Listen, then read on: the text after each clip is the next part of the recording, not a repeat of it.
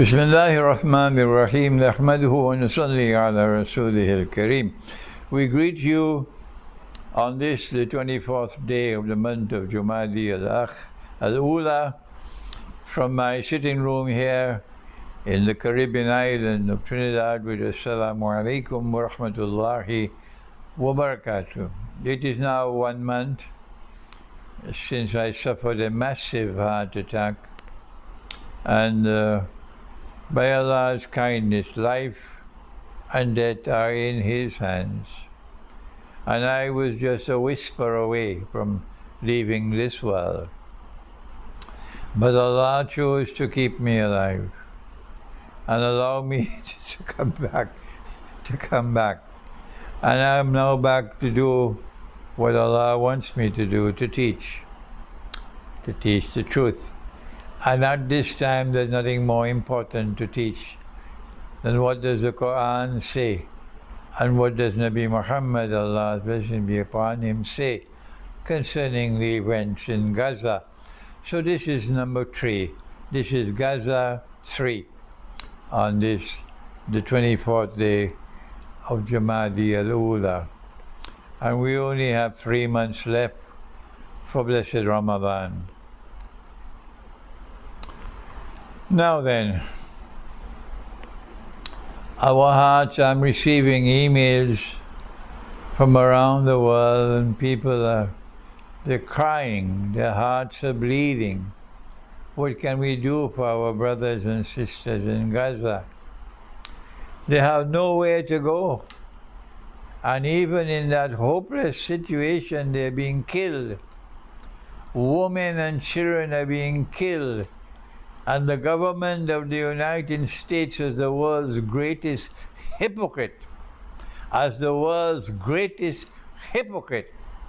They stand firmly in solidarity and support of Israel, like Narendra Modi in India.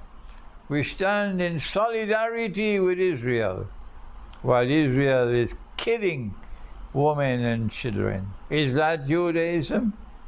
Is that what the Jewish religion has taught you? And so now there are tears around the world. There's heartache around the world. What can we do when the governments that rule over the world of Islam will not do anything to stop Israel? What has our Prophet said on this subject? Let us, in this video entitled Gaza 3, let us share with you the good news of what our Prophet has said. Allah's blessing be upon him. He has spoken as only a true prophet of the one God can speak. And he has said that there is a Muslim army which will come to liberate Jerusalem. And he says that when that army starts to march to Jerusalem, no one and nothing can stop that army. Not even the Security Council of the United Nations, which perhaps by then would no longer exist. There'll be no United Nations anymore tomorrow. It'll be gone. So it'll be an unstoppable Muslim army which will finally reach Jerusalem and liberate Jerusalem. These are his words. لَتُقَاتِلُنَّ الْيَهُودِ, you will most certainly fight the Jews. وَلَتَقْتُلُنَّهُمْ, you will most certainly defeat them. حَتَّى يَقُولُ الْحَجَرِ, at that time, the response to oppression will be so great that even the rocks and the stones will speak. Ya Muslim, هذا يهودي ورائي فتعال فاقتل. There's a Jew hiding behind me. Come and kill him. Our Prophet is not speaking about all Jews. Not at all.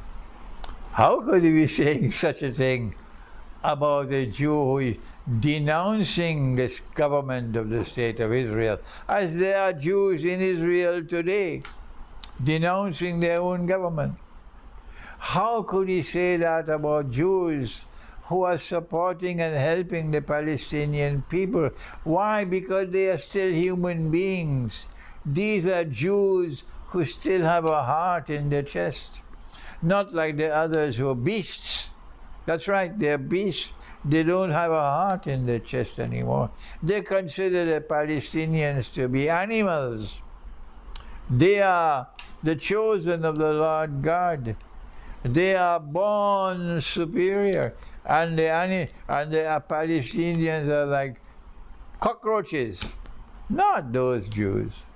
There are Jews in Israel today and Jews outside of Israel who are championing the cause of the Palestinian people, that they are being oppressed, and they're denouncing Israeli oppression. So Allah's messenger, the Prophet Muhammad, Allah's blessing be upon him, could not be speaking about all Jews. When he said the rocks and the stones will speak and say, there's a Jew hiding behind me, come and kill him. And so we live with this happiness in our heart, that we know that the end time will witness a Muslim army, and that this Muslim army will come from the direction of Khorasan, and that Muslim army will be unstoppable until it reaches Jerusalem.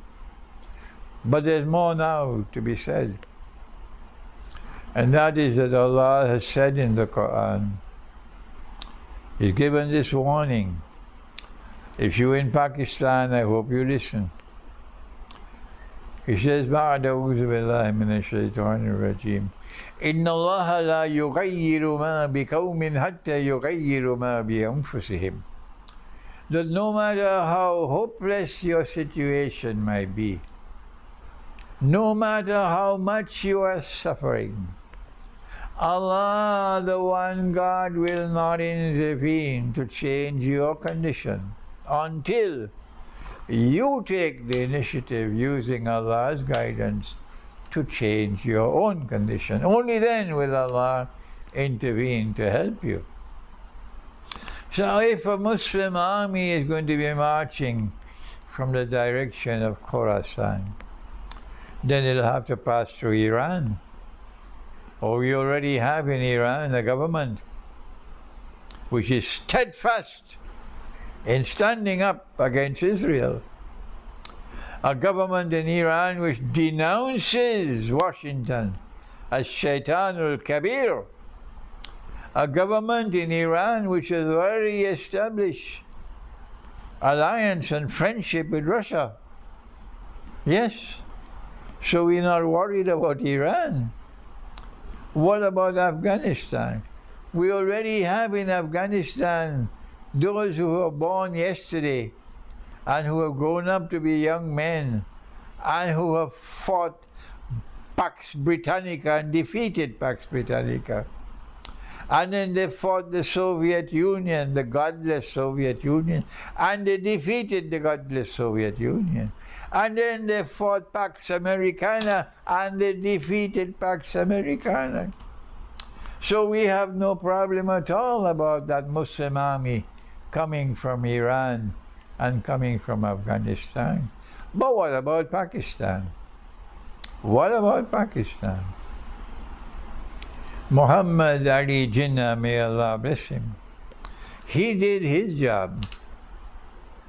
He completed his mission successfully, a political miracle. He created an independent state.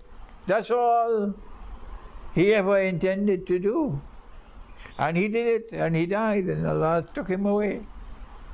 But from the day that Pakistan was born to this day, the enemies of Pakistan have ensured that Pakistan could never be free. So while India won freedom 75 years ago, and India has been able to progress and progress and progress, Pakistan has remained a slave all these 75 years. And no one is more responsible for that. Not so much the politicians. It is the generals in the Pakistan armed forces who have betrayed Pakistan by being Yankee puppy dogs. I was one whisper away from death 1 month ago.